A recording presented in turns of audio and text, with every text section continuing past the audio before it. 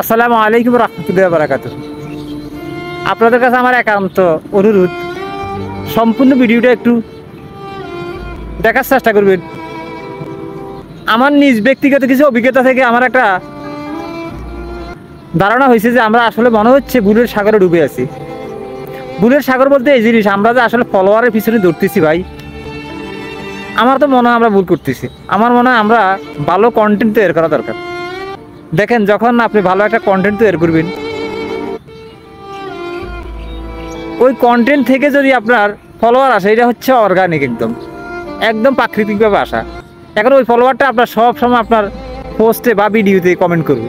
এখন দেখেন, আমি আমার কথা বলতেছি, আমার প্রায় 14,000 প্লাস আছে ফলোয়ার, সবাই অ্যাক্টিভ। কিন্তু যেহেতু আমি প্রতি সপ্তাহে 90 দিনের যারা ফেসবুকে নেই, অনলাইনে নেই, আমি তাদের কিন্তু ডিলিট করে দিই।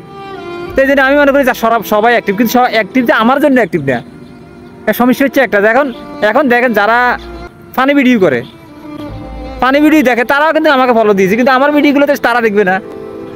আবার আর টেক রিলেটেড ভিডিও কিন্তু সবাই দেখে, যেহেতু আমরা ফেসবুক ব্যবহার করি। ফেসবুকের সমস্যা, তারপরে বিভিন্ন ধরনের সমস্যা, ইউটিউবের সমস্যা, তার টেক রিলেটেড ভিডিওগুলো দেখি, এগুলো সবাই দেখে। এরপরে আসেন আপনি ইমোশনাল ভিডিওগুলো, এগুলো ট্রেন্ডিংয়ে আছে।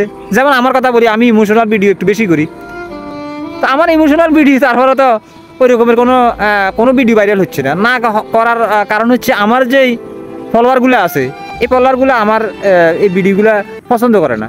এটা আমার দৃঢ় বিশ্বাস। আরেকটা কথা হচ্ছে, আমরা যে আসলে আপনি আমাকে ফলো দেন, আমি আপনাকে ফলো করে দিব। আমরা এই জিনিসগুলা বলা মানে জোর করে একজন কাছ থেকে ফলোগুলো আদায় করা। এখন জোর করে ফলোগুলো আদায় করে দিব, আমার মনে হয় না কোনো কাজে আসবে। এখন দেখেন, আমরা যখন লাইভে যাই, লাইভ অনুষ্ঠানে যাওয়ার পরে আমাকে পিন পোস্টে বসানোর পরে আমার 50, আমি দেখছি আমার এক পিনের মধ্যে আমি এক বড় ভাইয়ের, আমাদের শ্রদ্ধেয় আপনার রবিউল দাদা, ওনার লাইভে গেলে ধরেন পিন পোস্টে বসালে 50 জন ন্যূনতম আসে। এখন দেখেন, এই যে এরা আসে, এরা ফলো দিয়ে চলে যাচ্ছে। এরা যদি আমার একটা ভিডিওতে যদি ফলো দিয়ে যায়, অল নোটিফিকেশনটা চালু করে দেয়, তখন কিন্তু পরবর্তীতে তাদের কাছে আমার ভিডিওগুলো যাবে। কিন্তু এটা তো করে না, করে গিয়ে শুধু ফলো দিয়ে চলে যায়।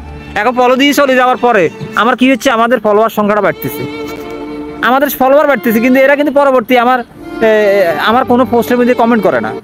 হয়তো 50 জনের মধ্যে একজন আসে, একজন কমেন্ট করে।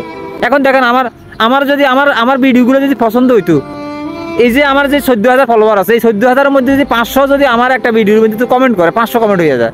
এখন দেখো 500 কমেন্ট যদি হয়, এরপরে 500 কমেন্ট হইতো, 500 জনের কাছে যাইতো, কিন্তু আবার ফেসবুক পাঠাইতে আরো 500 জনের কাছে, সর্বমোট মিলাই আপনি দেখেন একটা ভিডিও ভাইরাল হওয়া কোনো ব্যাপার না। এখন আমার মনে হচ্ছে আমরা ভুলের মধ্যে আছি। আমরা আসুন, আমরা ভালো কন্টেন্ট তৈরি করার চেষ্টা করি। তো বলবেন যে আপনার এতগুলো বুঝি, আপনি গিয়ে দেখেন, আমার কথা আলাদা ব্যাপার। যেহেতু আমার আলাদা ব্যাপারের কারণ হচ্ছে, ভিডিও করার একটা পরিবেশ লাগে, একটা আপনার এনভায়রনমেন্ট লাগে, ওই রকমের আমার কাছে না। যেহেতু নাই বলতে, আমি শারীরিক প্রতিবন্ধী, সেখানে গিয়ে ভিডিও বানাতে আমি পারি না। কথা বুঝতে পেরেছেন? এই জন্য ভাই, আপনারা আমার মনে হয় ভালো কন্টেন্ট তৈরি করার চেষ্টা করেন অর্গানিক পদ্ধতিতে। যেসব ফলোয়ারগুলো আসবে, এগুলো সবসময় আপনার কিন্তু আপনার পোস্টে কিন্তু কমেন্ট রাখবে। আপনার পোস্টে যদি কমেন্ট না রাখে, এই ফলোয়ার রাখি কোনো লাভ নাই। অতএব আমার মনে হচ্ছে আপনারা